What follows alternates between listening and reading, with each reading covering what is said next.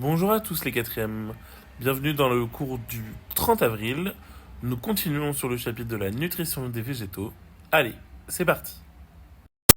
La semaine dernière, nous avions commencé à regarder comment la plante absorbait ses différents besoins. Nous avions vu que l'eau et les sels minéraux rentraient dans la plante grâce à ses poils absorbants situés sur les racines.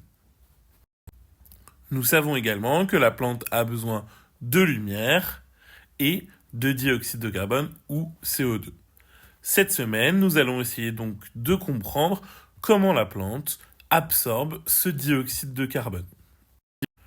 Alors, le dioxyde de carbone, on sait que c'est un gaz qui est présent dans l'air, donc on peut imaginer deux possibilités.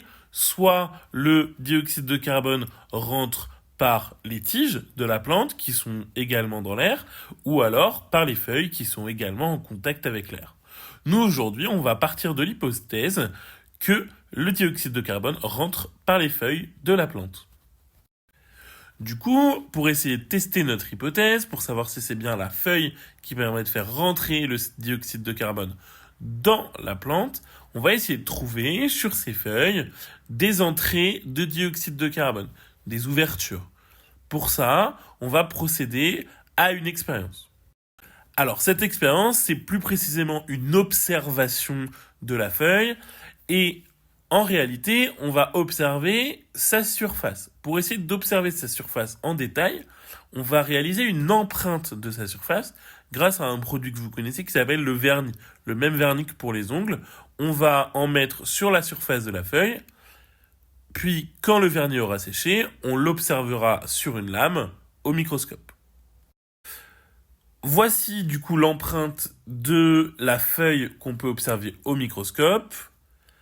Vous avez la légende pour la taille en bas à gauche de la photo, 20 micromètres pour le trait en rouge. Ce qui veut dire qu'on a agrandi plein de fois. Parce que 20 micromètres, ça correspond à 0,02 mm. D'accord? Donc là, on a beaucoup zoomé pour qu'on puisse observer ça. Alors, qu'est-ce qu'on observe à la surface de cette feuille? Donc vous voyez qu'il y a des sortes de ronds, ici et ici. Et ces ronds, on a l'impression qu'ils sont ouverts au milieu. C'est exactement ce qu'on cherche. Et ces ronds, ils ont un nom. Il va falloir le retenir, c'est important. Ce sont des stomates. Alors, l'empreinte de feuille, c'est super parce qu'on peut bien voir le relief et donc on a bien vu ces ronds avec ces ouvertures. Par contre, on peut pas bien voir comment ces stomates, ils sont organisés. Donc on peut aussi regarder l'épiderme tout simplement au microscope, c'est-à-dire qu'on va prélever un morceau de la feuille et on regarde au microscope. Voilà ce que ça donne. Alors, sur cette photo, deux feuilles observées au microscope. Qu'est-ce qu'on voit? On revoit nos stomates. Ici, ils sont bien visibles en vert, d'accord? Et puis, si on regarde un petit peu plus précisément sur ces stomates, on voit qu'en réalité, ils sont divisés en deux.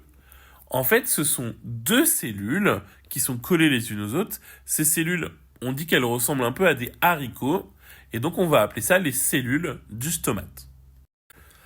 Au centre de ces cellules du stomate, il y a l'ouverture, cette fameuse ouverture qu'on cherchait. Donc, c'est bien par là que va rentrer le dioxyde de carbone.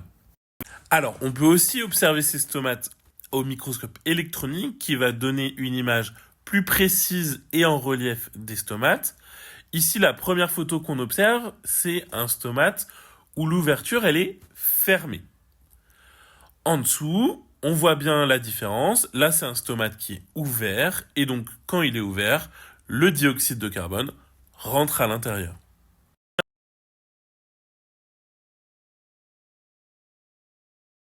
Alors maintenant, je vous ai mis une image, du coup, d'une feuille qu'on a coupée et qu'on a regardée au microscope. Il faut imaginer comme faire une tranche de pain dans la feuille et cette tranche, la regarder au microscope. C'est ce que vous avez là.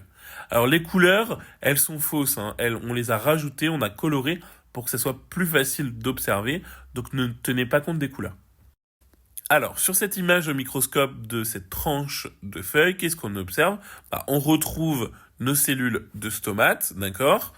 qui peuvent s'ouvrir ou se fermer, là, elles sont ouvertes, puisqu'il y a un trou entre les deux, d'accord? Et juste en dessous de ces cellules, on observe quoi? Bah, on observe une chambre à air, c'est là que va aller le CO2 quand il rentre dans la feuille. Et donc, une fois que ce CO2 sera rentré dans cette chambre d'air, d'accord, et ben, il va pouvoir être distribué vers tous les endroits de la feuille qui en ont besoin, d'accord, et la semaine prochaine, on verra comment ce dioxyde de carbone est utilisé justement. Alors, si on résume ce qu'on vient de voir, qu'est-ce qui est important à connaître? Vous devez retenir que sur la surface des feuilles, il y a des ouvertures qui permettent l'entrée du CO2. Ces ouvertures, elles s'appellent stomates. D'accord? On dit un stomate. Ces stomates, ils sont constitués de quoi? De deux cellules qui sont capables de s'ouvrir ou se fermer pour gérer l'entrée ou la sortie du CO2 dans la feuille. Voilà, on a terminé pour cette vidéo. Je vous invite à aller sur le quiz pour bien vérifier que vous avez compris ce que vous avez vu aujourd'hui. N'oubliez pas non plus de copier la leçon dans le cahier. Bonne semaine et on se retrouve la semaine prochaine pour une nouvelle séance.